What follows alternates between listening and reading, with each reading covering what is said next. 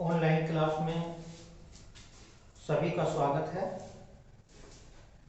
जैसा कि आज हम सूरदास जी के पदों को पढ़ेंगे।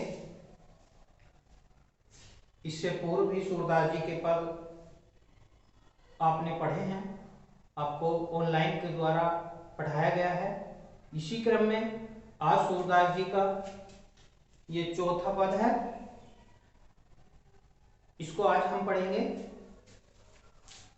देखिए, सबसे पहले समझने वाली बात यह है कि बच्चों को ये दोहे, ये पद बड़े कठिन लगते हैं। देखिए, इसमें सरल भाषा नहीं लिखी होती है, इसमें ब्रज भाषा, अवधी भाषा और अन्य अन्य भाषाएं कवियों ने उन भाषाओं में अपने कवित्व की रचना की है।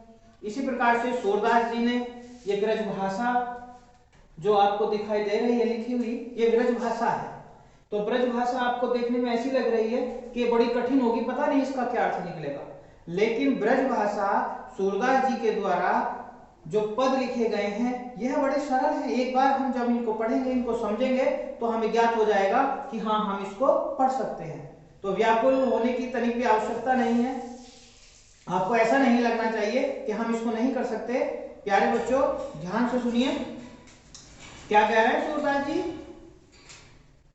मैं अपनी सब गाय चरे हो, प्रात हो तु बल के समझे हो, तेरे कहे न रे हो। क्या कह रहे हैं? मैं अपनी सब गाय चरे हो, प्रात हो तु बल के समझे हो। देखिए, यहां में रुकना है। क्यों रुकना है? यहाँ पे विराम लगा हुआ है, अल्प विराम है, इसलिए हमें ये जो हमारे पद हैं ये हमें गेयात्मक पढ़ने पड़ते हैं, गायन पद्धति अपनानी पड़ती है। तो जहां विराम लगा वहां हमें थोड़ा सा आराम करना है, रुकना है। तो क्या कह रहा है? तेरे कहे न रे हो, ग्वाल ग्वाल गईनी के भीतर, नेक मुडर नहीं लागत, आज न सो नंद दुहाई, रैनी रहे वो जागत, और ग्वाल सब गाय चरे हैं, मैं घर बैठो रहे हो, और सूर्य श्याम तुम सोई रहो, अब प्रात जान मैं देहो। सूरदास जी ने श्री कृष्ण की बाल हट का वर्णन किया है, और बाल हट में श्री कृष्ण अपनी माता यशोदा से क्या कहते हैं? माता यशोदा से कह रहे हैं, मैं अपनी सब गाय चरे हो। हे माता, अपनी माता से कहते हैं, हे माता, मैं अपनी सब गाय चराने के लिए वन में जाऊंगा। क्योंकि संसार में 3 प्रकार की हट होती है, यह आपको विदित होना चाहिए। कौन कौन सी जानते हो ना? संसार में 3 प्रकार की हट होती है, यह आपको विदित होना चाहिए। देखिए, मैं आपको बीच में कुछ बता रहा हूं, क्योंकि जब ये हट वाली बात आई गई है तो इसको समझना अति आवश्यक है। सबसे पहले होती है बाल हट,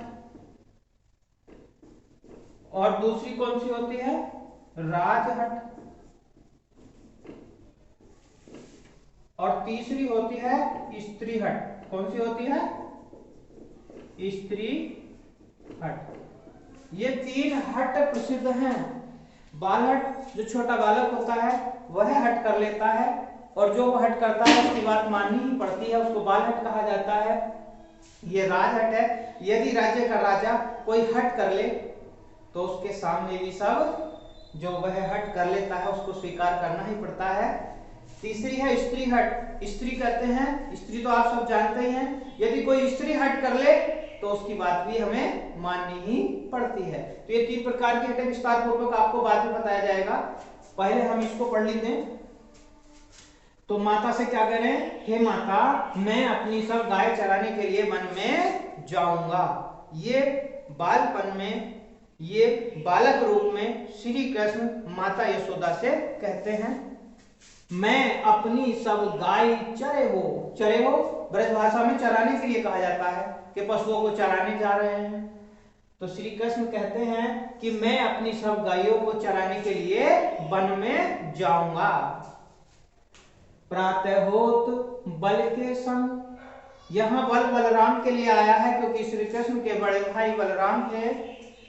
प्रातः, प्रातः कहते हैं प्रात सवेरा, जैसे ही सूर्य उदित होता है, सूर्य निकलता है, सवेरा माना जाता है, तो कहते हैं प्रातः होत बल के संग, मैं सवेरा होते ही भैया बलराम के साथ में जाऊंगा, जे हो जाऊंगा। देखिए कितनी आसानी से हम इसको समझ पा रहे हैं। प्रातः होत बल के संग, सवेरा होते ही मैं बलराम भैया के साथ में जे हो जाऊंगा।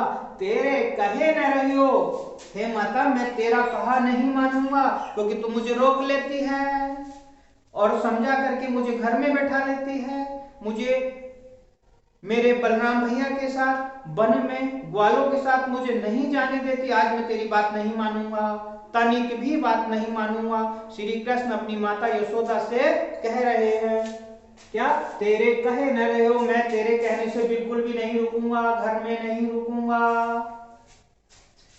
ग्वाल वाल गईनी के भीतर ने कहूं डर नहीं लागत। अर्थात क्या कहते हैं कि ग्वाल बाल जो बालक हैं, ग्वाले हैं, और बलराम भैया भी होंगे और वहां पे गईये भी होंगी, मैं उनके बीच में रहूंगा, मुझे वहां तनिक भी डर नहीं लगता, बिल्कुल डर नहीं लगता, क्योंकि वहां पे गईये भी होंगी, वहां पे बलराम भैया भी होंगे, वहां पे और भी ग्वाले होंगे, तो मुझे उनके बीच में तनिक भी डर नहीं लगता। भीतर ने कहूं तनिक भी डर नहीं लागत, तनिक भी डर नहीं लगता।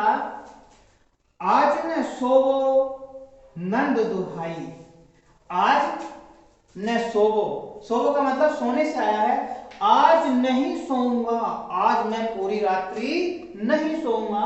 नंद दुहाई, मैं कसम खा के कहता हूं नंद बाबा की, मैं नंद बाबा की कसम खा के कहता हूं कि मैं आज बिल्कुल भी नहीं सोऊंगा। रहने रहे वो जागत, पूरी रात में जागता रहूंगा।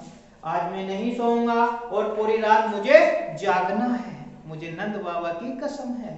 वह ऐसा अपनी माता यशोदा से कह रहे हैं। देखिए सूरदास जी ने कितना सुंदर यहाँ पे वात्सल्य रस का वर्णन किया है। क्या कहते हैं कि आज मुझे नहीं सोना है, पूरी रात मुझे जागते ही रहना है, मैं नंद बाबा की कसम खा के कहता हूं। और ग्वाल सब गाय चरे है, क्या कह रहे हैं, और ग्वाल सब गाय चरे है, अरे मैं घर बैठे रहो। सारे ग्वाले तो चले जाते हैं, जो भी मेरे मित्र हैं, जो भी बालक हैं जिनके साथ मैं खेल सकूं, वो सब कहाँ चले जाते हैं, वो सब गायों को लेकर के वन में चराने के लिए चले जाते हैं और मैं अकेला घर में बैठा रहता हूँ। माता मेरा मन तनिक भी नहीं लगता, तनिक भी नहीं लगता। क्या कहते हैं कि और ग्वाले सब गाय चरे हैं, मैं घर बैठे रही हो। सारे ग्वाले तो गाय चराने के लिए एक साथ वन में चले जाते हैं और मैं अपने घर बैठा रहता हूं। अब मैं ऐसा नहीं करूंगा, ऐसा तनिक में नहीं करूंगा। सूर श्याम तुम सोई रहो, अब प्रातः जान मैं देहो। अब माता यशोदा उनको विश्वास दिलाने का प्रयास कर रही हैं। माता यशोदा उनको विश्वास दिलाती हैं, कहती हैं कि मैं तुझको विश्वास दिलाकर कहती हूँ, क्या कहती हूँ कि सूर श्याम, सूरदास के श्याम, सूरदास जी के स्वामी जो श्री कृष्ण हैं उनके लिए कह रहे हैं कि सूर श्याम तुम सोई रहो, हे श्री कृष्ण अब तुम सो जाओ, हे पुत्र अब तुम सो जाओ।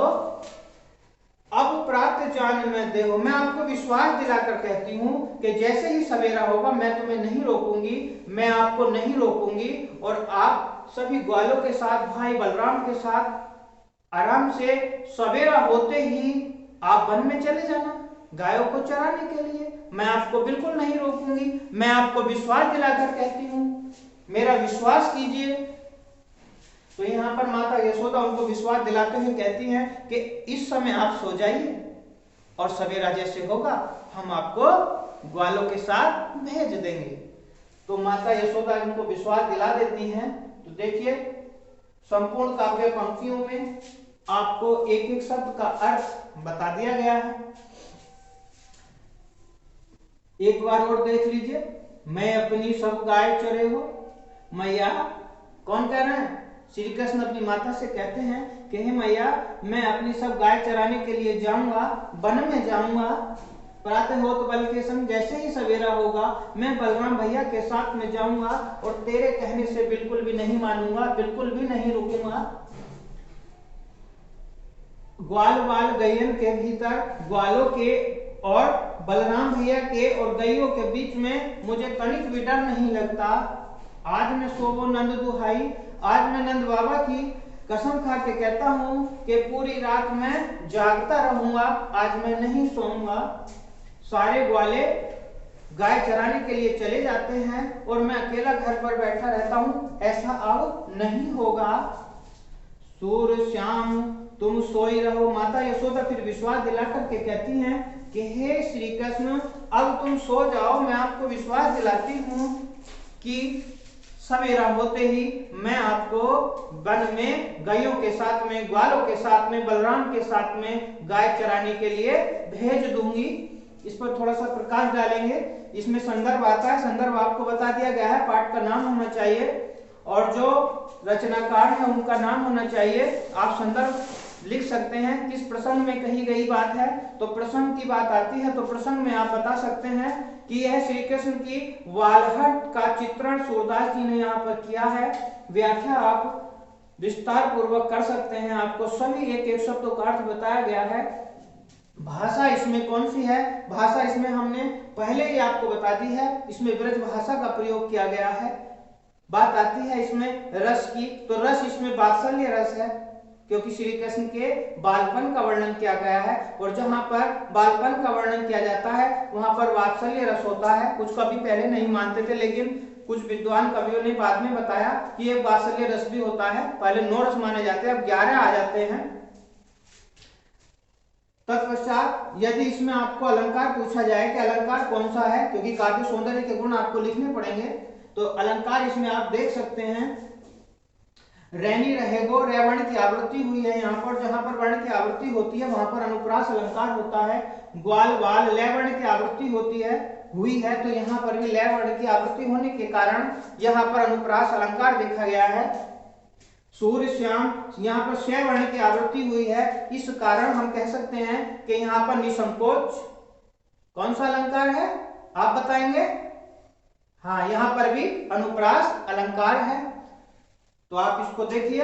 आगे फिर अन्य पद के साथ हम आपके सामने कुछ और विशेष सामग्री लेकर के आएंगे। तब तक आप अपना अध्ययन कीजिएगा।